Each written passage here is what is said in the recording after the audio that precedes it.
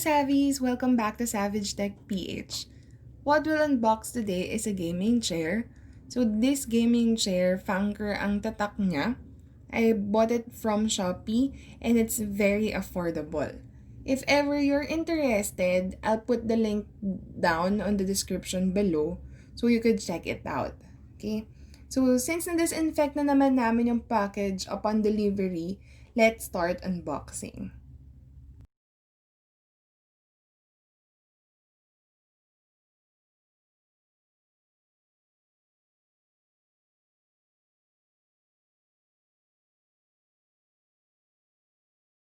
Ilabas natin isa-isa yung nasa loob ng packaging.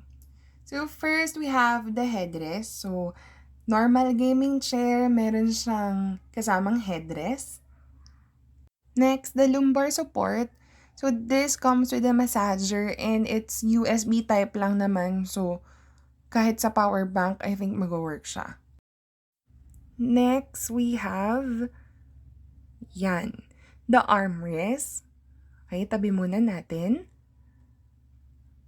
We also have, so medyo mahirap siyang buhatin, medyo mabigat. The backrest. Ito yung backrest ni Fannker. Like most gaming chair din, matangkad of course yung backrest natin. So tabi muna din natin siya. We also have ito, yung pinakaupuan niya mismo. Tabi lang din muna natin siya together with the backrest to make room for the other parts. We also have the base, okay, yung base ng chair natin, and it is made of steel. Okay, so we can check that by using a magnet. So, kuha tayo ng magnet. Yan, so ito yung magnet natin. Okay, and dumidikit siya. So, we have verified that it is really made of steel. Okay, next, leg rest. So, ito yung leg rest natin. One of the things kasi na I considered for the gaming chair is yung may leg rest para comfortable. Okay. We also have another box. I think this contains all the accessories and tools we need para ma-assemble natin yung gaming chair. Okay? So, let's open this to check. Anyway, that's the last item naman sa loob ng package natin.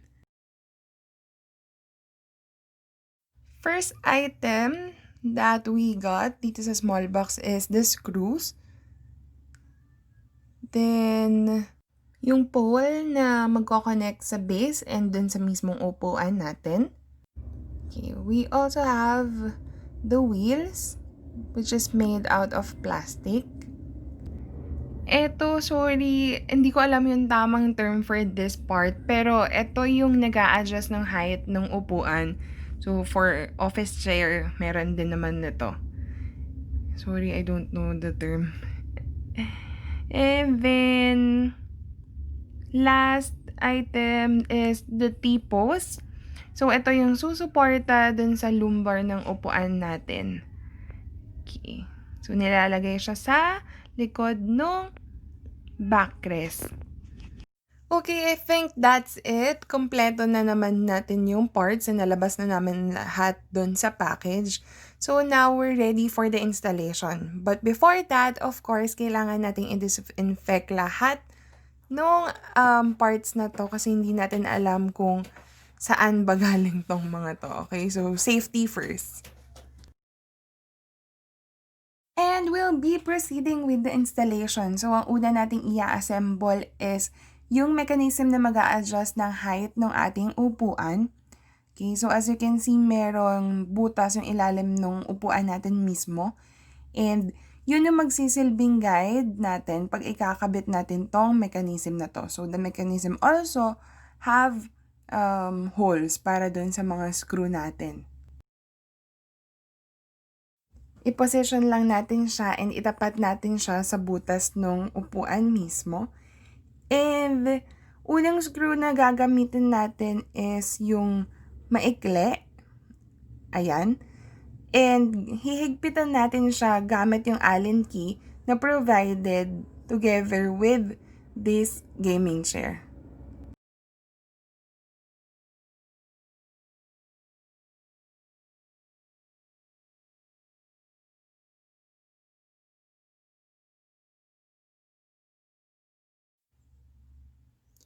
Yan. So, since nahigpitan na natin siya, we can now proceed dun sa next, which is our backrest.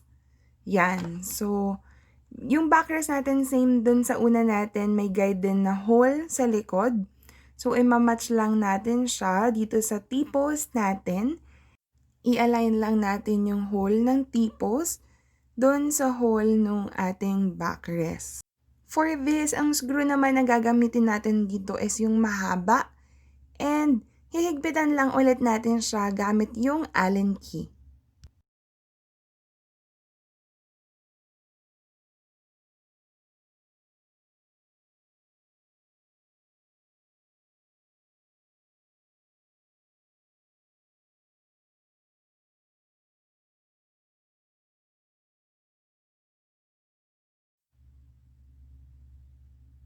Okay. Now that we're done connecting the backrest and the T-post, ang next na gagawin natin is to connect the seat itself and the backrest. So to do that, we just have to insert the T-post dito sa hole ng mechanism natin. And then after natin ma-insert, i-fix lang natin siya by rotating this bolt na may plastic handle counterclockwise. So hanggang maghigpit siya.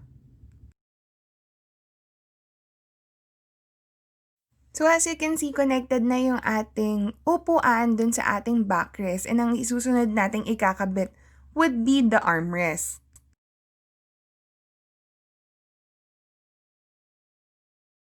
So magiging palatandaan natin dito is itong solid white na circle na design nitong armrest natin kung sa left or right pa natin siya i-install. So dapat nakikita natin siya sa labas. And as usual, meron na naman siyang mga holes na magiging guide natin kung saan natin siya isuscrew.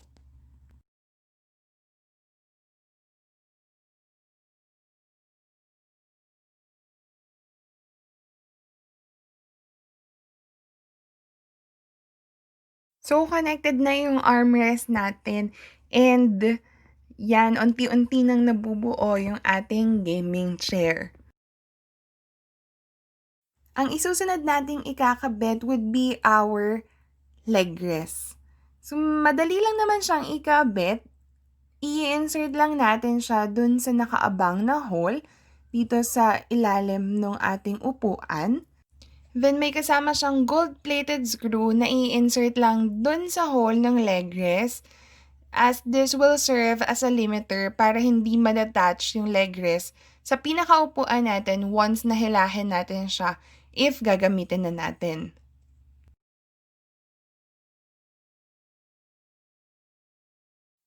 So, nakabit na natin yung leg rest natin, and ang next natin na i-assemble would be our base.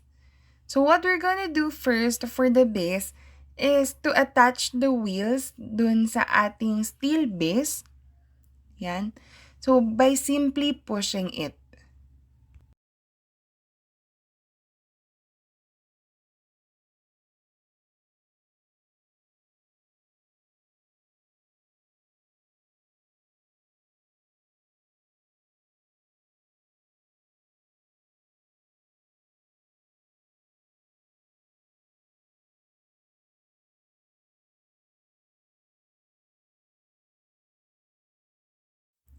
So, there. May gulong na yung steel base natin.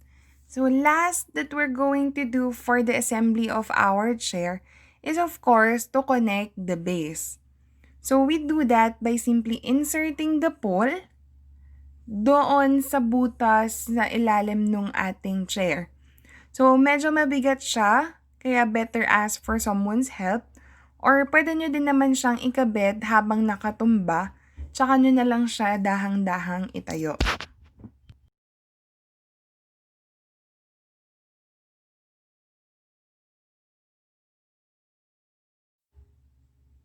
Ayan, so nakabit na natin yung base, so dahan-dahan lang natin itayo, and as I've said, medyo mabigat siya.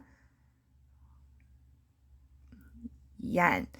So, we have assembled our gaming chair.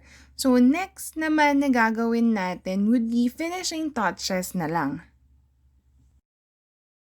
So for our finishing touches, lagay lang natin tong mga plastic plugs para matakpan natin yung mga screw holes natin para malinis siyang tignan.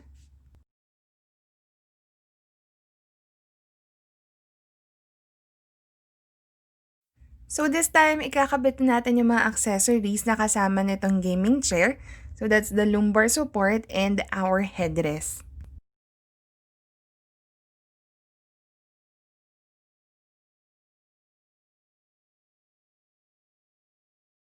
And that is our assembled gaming chair. So most of you may notice na mesh type yung pinili namin. So first reason, mas malamig siya unlike the leather ones. Second, kung napanood niyo yung single arm video namin, may alaga kasi kaming pusa and if mag-scratch si Percy, kitang-kita agad sa leather.